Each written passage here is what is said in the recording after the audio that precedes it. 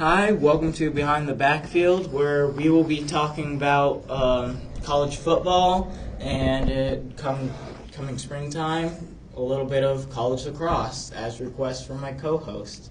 My name is Ben Watson. I'm Tommy Emhoff. I'm Chandler Geog.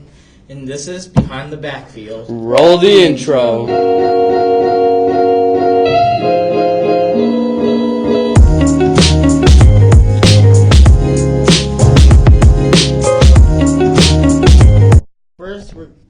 First, we're going to start off by recapping Week 2. Let's start off with reviewing the Ohio State versus Cincinnati game. That ended in a blowout, 42-0. Ohio State looked great. Tommy, what are your thoughts? I think part of the biggest thing was the fact that they shut them out. Like, it's very hard to shut a team out. Like, not even let a field goal. Mm-hmm. You know, that's just lockdown defense. It's crazy. Chandler? I would have to agree with Tommy on that. It's pretty hard in this age in the NCAA where you see a team just demolish another team. Yeah, especially a team like Cincinnati, which last year went 11-2 under Luke Fickell, who, by the way, is a former Ohio State coach. Granted, when he coached Ohio State, they went 6-7, but still 11-2 with Cincinnati, blowing them out. That's really good. We saw some great plays from Jeffrey Okuda on defense.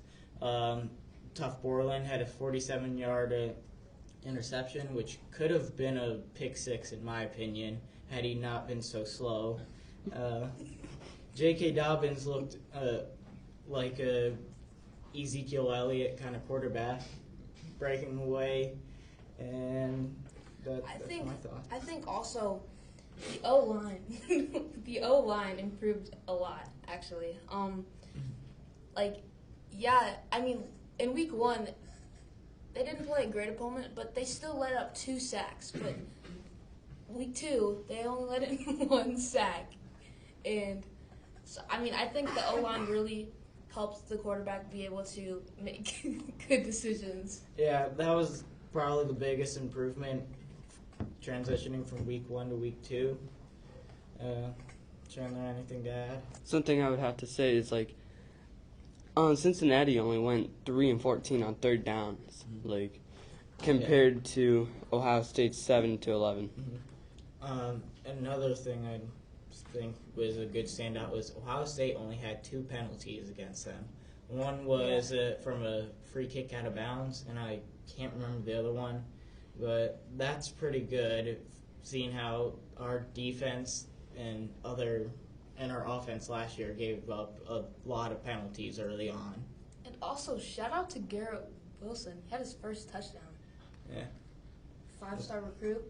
Mm-hmm. Let's move on to the Texas versus LSU game. That game ended really close. I honestly thought Texas was going to be able to pull out the win, but LSU beat them 45-38. Sam Ehlinger looked really good, but Joe Burrow, despite that one interception, looked amazing. He completed 31 out of 39 passes for 471 yards and 4 touchdowns. Tommy, what are your thoughts? I think that Sam Ehlinger, he had a good game. Mm-hmm. You have to give props to him. He had a really good game. But I don't know. I just think it was a good game all the way up till the very end. It was a little bit of sloppy performance in the fourth quarter from Texas. But, they did hold LSU to 3 points in the third. Mm-hmm. So, it was a tight game all the way until about the fourth quarter. Chandler? I would have to say in the second quarter, LSU actually went up pretty high in the scores compared to Texas with a 20-7. I will say I would have liked to see more from Texas's defense, but it's the Big 12. No Big 12 team plays good defense. And I would have also liked to see more from the Texas running backs because Sam Ehlinger, who's a quarterback, actually led the team in rushing with only 60 yards. So, and Texas is known for having pretty solid running backs like Cedric Benson in the past. But also, let's not take anything away from LSU's offense. Mhm. They improved a lot in the off season. Yeah, I will say Joe Burrow, big surprise. Going throughout the offseason, I thought he wasn't going to be able to bring them back into the top 10, but it's looking like he's going to be able to do that. They're ranked 4 right now, I'm pretty sure, in the AP poll. Chandler, anything else? No, I'd have to agree with you, man. Tommy, anything else? Not really. No, I kind of hit it all. Okay, let's move on to Clemson versus Texas A&M. I, for one, knew that A&M had no chance in this game. They thought they did. Everybody thought this would be a big upset, but it just a number 12 team versus a number 1 team. That's like Clemson hasn't lost 17 games. Their past 17 games. Trevor Lawrence, he has looked a little bit on the sloppier side in these first 2 games, but in the Texas A&M game, he definitely improved compared to Georgia Tech, where he threw 2 interceptions. Here, he didn't complete as many passes as I would have liked to see, but he only threw 1 interception this time, along with Texas A&M's quarterback, who also threw an interception. Tommy? I think that I didn't think that Texas A&M had a chance going into the game, but all these things about the upset, I think Clemson just really wanted to prove a point. Like, they're not going to get pushed around by anybody. Yeah. And so, I mean, it's just – but the one thing is that Clemson, like, nearly blew a 28-13 lead at halftime. I would have to mention how A&M's defense only kept the number 1 team in the nation to only 24 points. Yeah. That's pretty notable. Tommy, anything? When you think about it, like, the running backs at Clemson were averaging 7.5 yards per carry. That's really good. I mean, like, Yeah. I don't know that you can stop that in a game. Like, if you can't hold the running backs down, you're not going to win the football game. That's pretty much all I have to say about that. To add to Tommy's running back thing, based off of Travis Etienne's performance in the game against Georgia Tech, I really expected to see a lot more from him, but he only had 53 yards on 16 carries, which adds to Chandler's defense thing. That's really good. Travis Etienne is one of the top running backs in college football right now, so that's really good on A&M's part.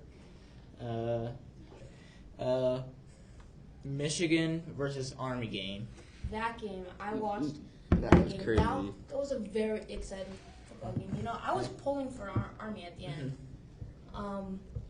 But it was just field goals. You know what I mean? Yeah. Like, It came down to the field goals.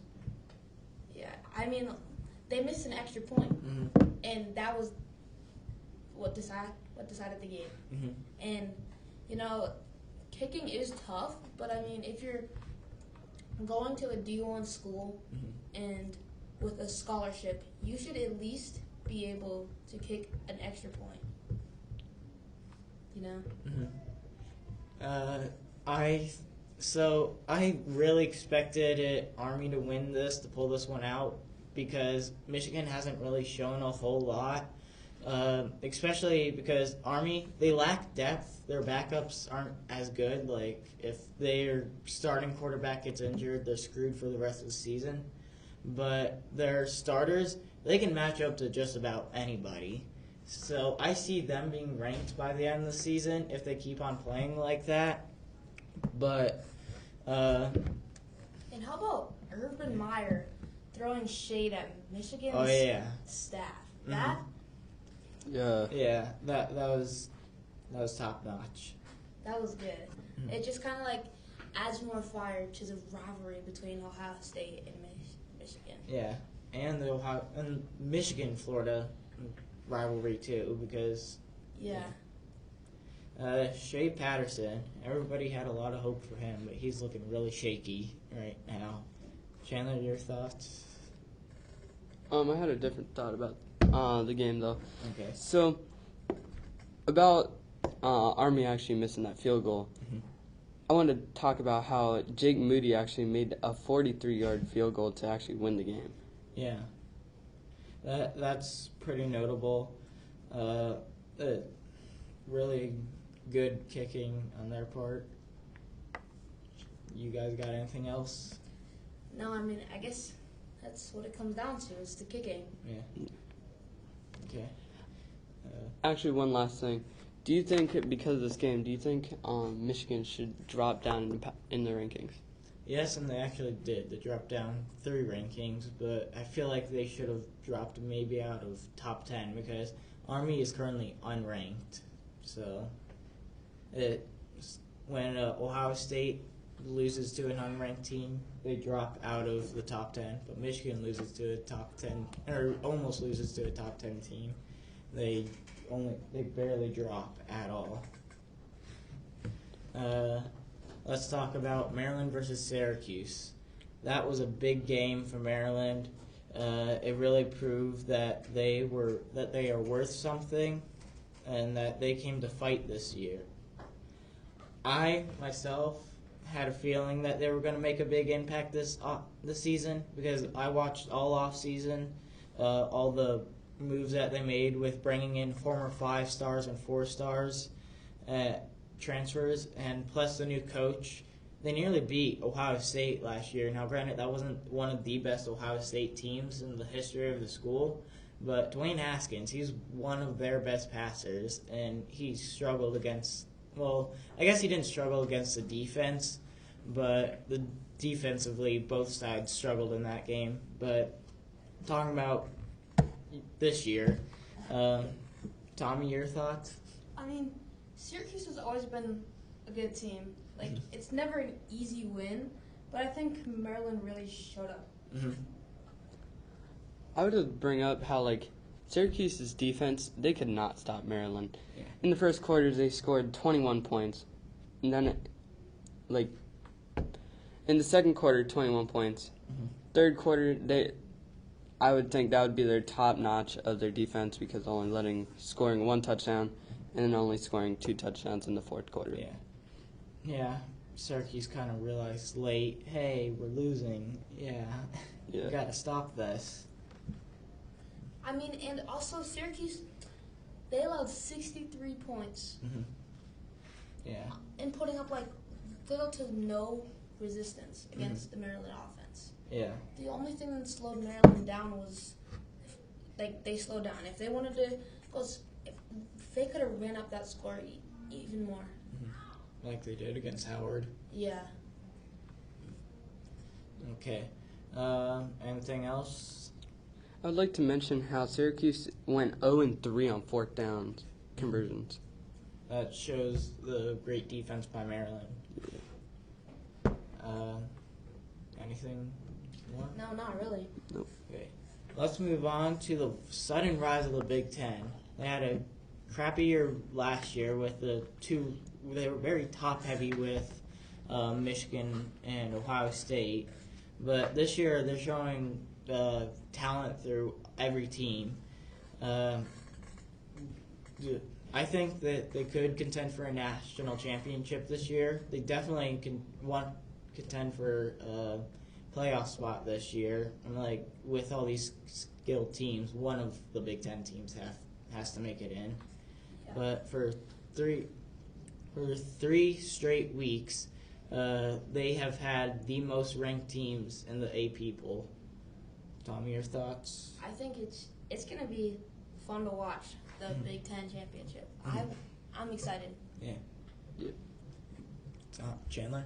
I'd have to agree with you guys. It'll be entertaining to watch the Big Ten championship. Speaking of the Big Ten championship, who do you think will be the teams in the Big Ten championship? I got Ohio State versus Iowa, and then Ohio State pulls it out for a three-peat. I think I've got Ohio State in it too. I'm not sure who they play against, but I've definitely got Ohio State up there. Agreed. Okay. What are your thoughts on the updated Week 3 AP poll? Do you agree or disagree with the moves? So, the teams in the top 10 at least are Clemson at 1, Alabama at 2, 3 Georgia, 4 LSU, 5 Oklahoma, 6 Ohio State, 7 Notre Dame, 8 Auburn, 9 Florida, and 10 Michigan. That's your top 10. I mean, I think it's kind of weird how Notre Dame is ranked 7th. Yeah, they should have. They rose actually from last week, and they didn't even play. They should have either stayed the same or dropped. I know, but like we're talking about last season. When they came into the season, they were ranked so high on the board, and I just think it should have been lower. When Yeah. they got a playoff spot. Jalen? Yeah. I would have to bring up the Michigan. I think they should have dropped out of the top 10 just because of the Army game. How a top 10 team almost loses to a non-ranked team. That's unacceptable to be in the top 10. Oklahoma's looking really good this year. Yeah, but I don't think they should be over Ohio State just yet, just because the most they've played was against Houston, and Houston didn't really even show that they were a good team. So they've pretty much played nothing teams. Let's move on to Heisman talks. So prediction sleepers. My prediction for 3 Heisman finalists. I got Jonathan Taylor. I got Jalen Hurts and Jake Fromm. Only one guy has actually been mentioned in the Heisman, but Jake Fromm, even though he lost most of his receiving core to the draft, that he still is a really good quarterback and one of the best. I find Tua to be extremely overrated. Last year he ended second place in Heisman ratings, but he had worse stats than like half the quarterbacks in the league. And then Jonathan Taylor, he's just a great running back overall. My biggest sleeper, I would have said Justin Herbert early on, but that game against Auburn really showed that he wasn't the quarterback that I thought he was. So my biggest sleeper is probably Fromm. Tommy? I have Trevor Lawrence actually being my Heisman winner. And, last year, great season. He was the number 1 recruit out of high school. I watched him a little bit, or I watched some of his old high school videos, and he could sling it even back then. And now his size and athleticism it's crazy. And for my sleeper, I have a JT Daniels. Okay. USC. He's really shown up. You can see how smart he is just by watching him play. Yeah, the original USC quarterback went down with an injury, and that's why JT Daniels is in, if I'm not mistaken. This could be great for him. Chandler? I would have to say best bet is Trevor Lawrence, but it's only week 2. I think we need to see most of these players develop a little bit more. So. Okay.